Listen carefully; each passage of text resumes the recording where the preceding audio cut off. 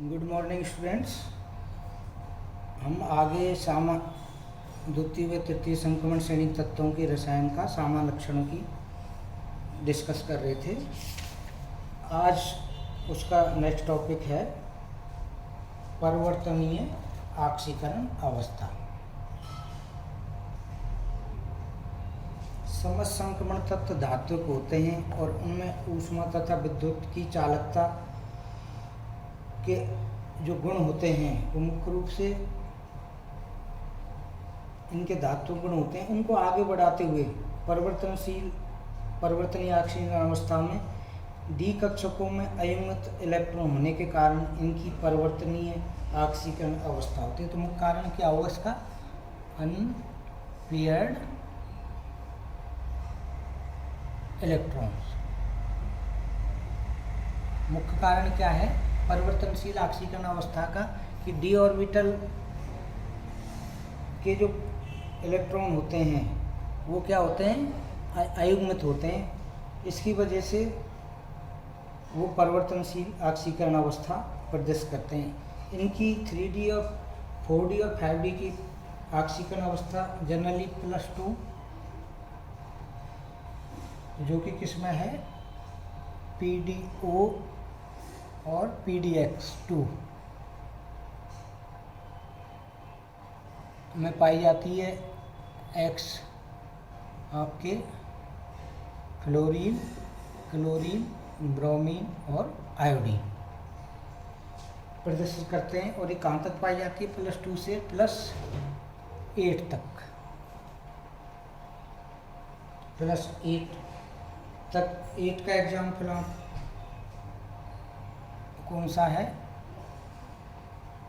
Ruthenium oxide.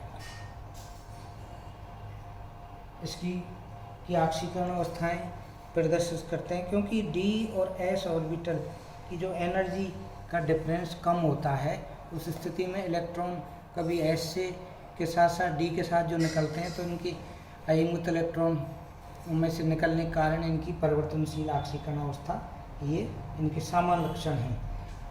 अगला इसका topic है संकुलन।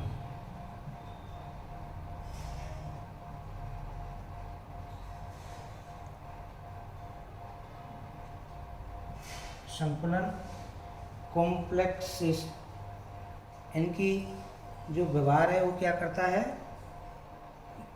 कॉम्प्लेक्स बनाने की प्रवृत्ति इनके लगभग सभी तत्वों में पाई जाती है। ये समस्त तत्व कई स्थायी संकुलों का निर्माण करते हैं। दोनों श्रेणियों के प्रथम 4 तत्व यानी 4D और 5D दोनों के ही तत्व कठोर अम्लों के साथ सर्वाधिक स्थायी संकुल बनाते हैं। इन्हें ए वर्ग के ग्राही कहते हैं, जबकि अंतिम 4 तत्व जो कि सॉफ्ट एसिड के साथ सर्वाधिक स्थायी संकुल बनाते हैं इन्हें बी वर्ग के ग्राही कहा जाता है। जबकि मध्य के तत्व मध्यवर्ती गुण वाले होते हैं। स्टार्टिंग के आपके जैसे द्वितीय संक्रमण श्रेणी की को देखते हैं तो यटर्बियम, जिरकोनियम, नोबिनियम और इधर लास्ट के जो सॉफ्ट एसिड में जैसे पैलेडियम, सिल्वर, और कैडमियम, और आपके तृतीय संक्रमण श्रेणी में स्टार्टिंग के लैंथेनम, हैफनियम, टेंटेलम, जबकि इधर लास्ट के आपके जो सॉफ्ट में आते हैं प्लेटिनम, गोल्ड, मरकरी। ये सभी में संकुल स्थायी संकुल बनाने की प्रवृत्ति पाई आती है। अगला है इसी में जो इसके कैरेक्टरिस्टिक हैं परमाणुवीय एटॉमिक एंड आयनिक रेडियाई।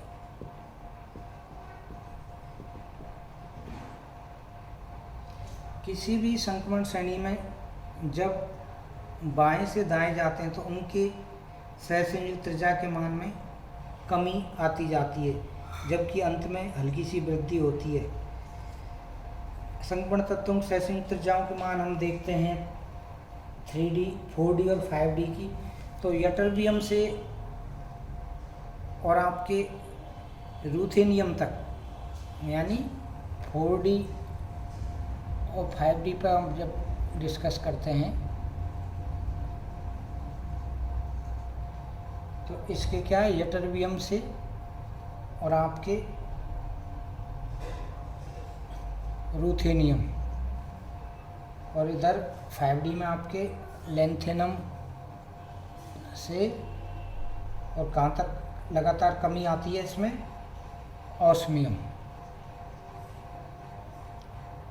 इनके आयनिक और परमाणुक त्रिज्या में कमी आती है। इसके बाद धीरे धीरे इनके आयनिक और एटॉमिक एंड आयनिक रेडियस में वृद्धि होती है, जो कि कैडमियम और मरकरी यानी 4D और 5D के जो लास्ट के तत्व हैं उनमें थोड़ी वृद्धि अधिक होती है, क्योंकि वो पूर्ण पूरित हैं, उनका d ऑर्बिटल और s ऑर्बिटल कंप्लीट बढ़ जाता है। इसका कारण वही है जो हम प्रथम संक्रमण श्रेणी में पढ़ चुके हैं कि इनके इलेक्ट्रॉन भीतरी कोशों में बढ़ते हैं।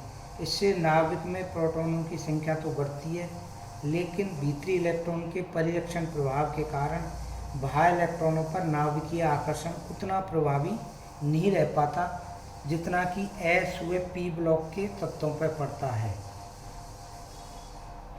उदाहरण के लिए रूबेडियम से स्ट्रोंशियम और सीजियम से बेरियम जानवी सेंसिंग त्रिज्या के मान में क्रम से 0.25 और 0.37 में कमी आती है, जबकि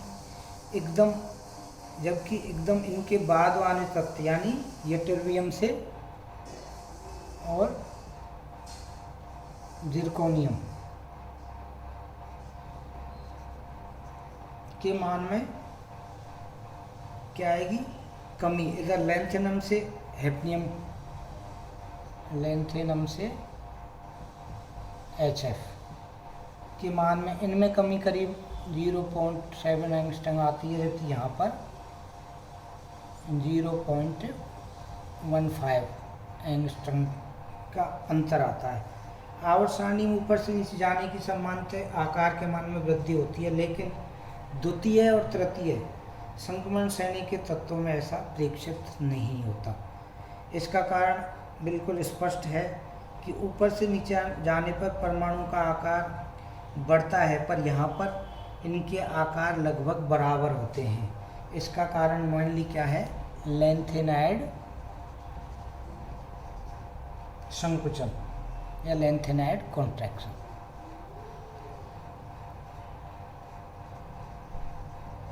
कॉन्ट्रैक्शन इफेक्ट।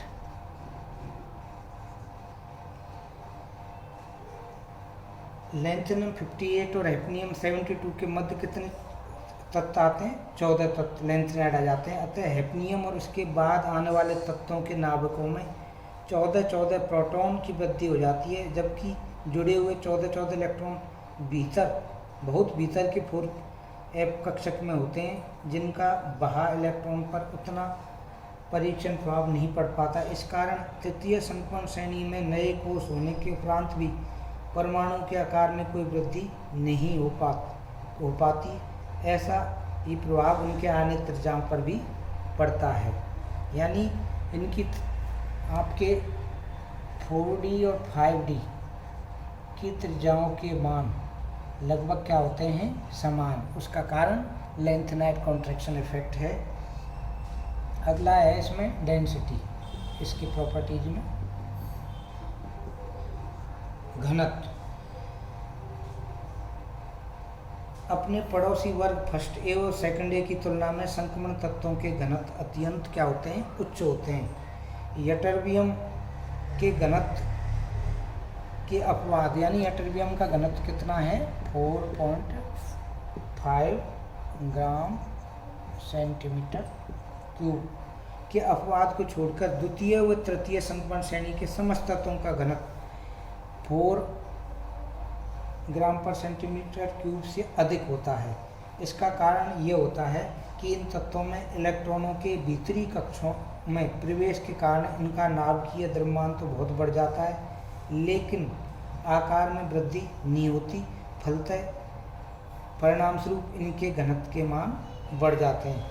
तृतीय श्रेणी में लैंथेनाइड के बाद तो घनत्व का मान बहुत अधिक होता है। उसका कारण क्या है कि लैंथेनाइड जो कि 14 तत्व आ जाते हैं, इससे नाभिकीय द्रव्यमान में 14 इकाई की वृद्धि होती है, जबकि परिरक्षण प्रभाव के कारण इनका आकार छोटा हो जाता है, लगभग द्वितीय श्रेणी के तत्वों के बराबर।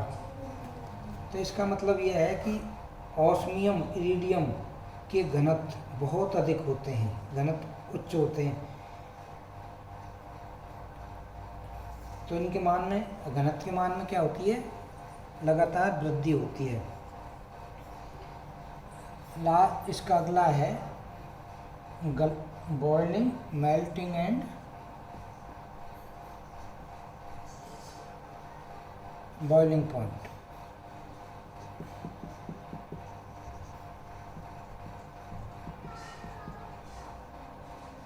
संपूर्ण धातुओं के गलनांक क्वथनांकों के मान अत्यंत उच्च होते हैं, सामान्यतः 1000 डिग्री से सेंटीग्रेड से ऊपर होते हैं। द्वितीय संक्रमण श्रेणी के 3 तत्व टेंटेलम, टंगस्टन और रीनियम के गलनांक तो 3000 से भी ज़्यादा होते हैं। यानी जो आपके तत्व हैं टेंटेलम, टंगस्टन और रीनियम, इनके 3000 डिग्री सेंटीग्रेड से क्या होते हैं, अधिक ऊपर होते हैं।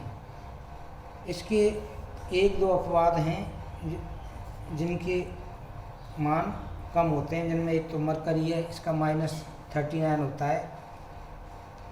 इसके अलावा इनके सभी के उच्च आयनन विभव के कारण इनके गलनांक और क्वथनांक के मान अधिक होते हैं। अगला है आयनन विभव।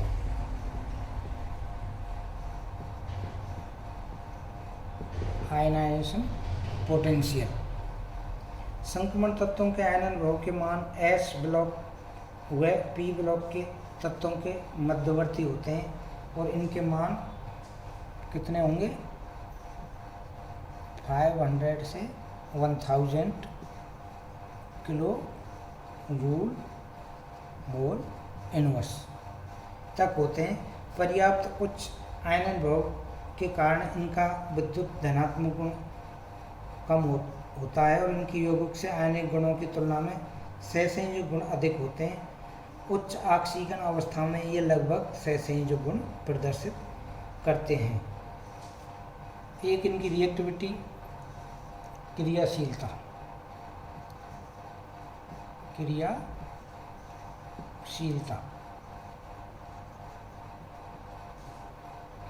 संक्रमण धातुओं में कई धातुओं की विद्युत धनात्मक गुण तो इतना हो जाता है कि खनिज अम्लों के साथ क्रिया करके हाइड्रोजन गैस को मुक्त कर देते हैं, लेकिन कुछ तत्वों के निम्न मानक विभव, उच्च ऊर्ध्वपातन ऊर्जा, उच्च आयन विभव और निम्न विलायकन ऊर्जा के कारण इनकी क्रियाशीलता अत्यंत कम होती है। इसी कारण इनके जैसे प्लेटिनियम धातु, Ru, Rh, palladium, osmium, iridium, platinum तथा सोने को उत्कृष्ट धातु कहा गया है, क्योंकि क्रियाशीलता यहाँ पर इनकी कम हो जाती है। उसके अलावा इनके और भी प्रॉपर्टीज़ हैं जो कि अपन उन पर जनरल डिस्कशन करते हैं।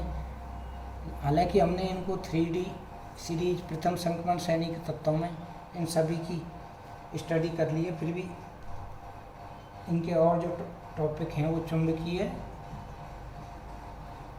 गुण व तथा रंग। अयुग्मित डी इलेक्ट्रॉनों के कारण अधिकांश संक्रमण धातु आयन अणुचुंबकीय तथा रंगीन होते हैं। मेनली इनके क्या होते हैं, अनपेयर्ड इलेक्ट्रॉन की उपस्थिति के कारण इनके क्या होंगे, अणुचुंबकीय, पैरामैग्नेटिक व रंगीन, कलरफुल होते हैं इनके ज़्यादातर कंपाउंड। तो इस आधार पर हम ये कह सकते हैं कि जो 3D या प्रथम संक्रमण श्रेणी के जो तत्व थे उनसे मिलते जुलते ही इनकी भी प्रॉपर्टीज़ वही होती हैं जो उनमें पाई जाती थी। तो इनके जो सामान्य गुण हैं इनके आधार पर भी हम 3D, 4D और 5D को एक्सप्लेन कर सकते हैं कि जो इनकी मुख्य मुख्य प्रॉपर्टीज़ हैं और इनकी जो विशेषताएं हैं। आगे हम इनकी 3D का कंपैरिजन 4D और 5D के जो तत्व हैं उनसे कंपैरिजन करेंगे और उनके गुणों की अध्ययन करेंगे। आज नेक्स्ट क्लास में हम उन पर डिस्कस करेंगे। धन्यवाद।